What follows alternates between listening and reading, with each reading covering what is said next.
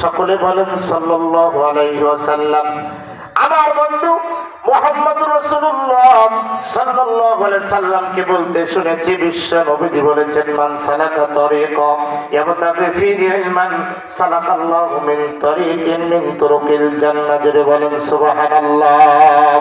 আবু দারদা আগন্তুক ব্যক্তিকে বলছে, ওরে আল্লাহর বান্দা শোনো, বিশ্ব নবীজি বলছে, আল্লাহর কোন বান্দা যদি ইলম শিক্ষা করার জন্য ঘর থেকে বাহির হয়ে যায়, মহান রব্বুল আলামিন তার জন্য জান্নাতের রাস্তাটা সহজ করে দেয়।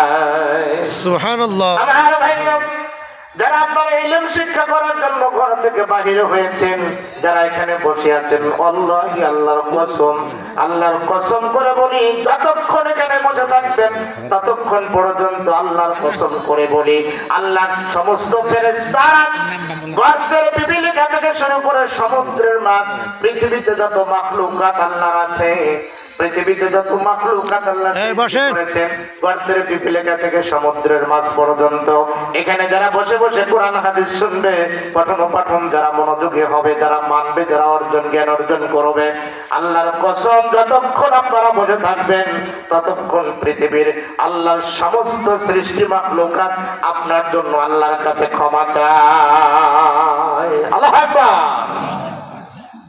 অতএব এখানে বসতে পেরে আপনি খুশি না বেজার? আলহামদুলিল্লাহ। আমার ভাইরা, যেহেতু কোরআন হাদিস শোনার জন্য এসেছেন, সেহেতু কোরআন হাদিস শুনতেই হবে, কথা ঠিক কিনা ভাই? আমরা মিথ্যা কথা বলতে পারবো না, আমি আপনাদেরকে মিথ্যা কথা শোনাতে পারবো না। দ্বিতীয় কথা হলো, আমি সম্বলিত একেবারে ঢোল পিটিয়ে আপনাদেরকে জিকির করাতে পারবো না, এই অভ্যাস আমার নেই, আমি এটা পারবো না। যতটুকু বলবো কোরআন এবং সুন্নাহ বিশুদ্ধ কথা বলার চেষ্টা করবো ইনশাআল্লাহ।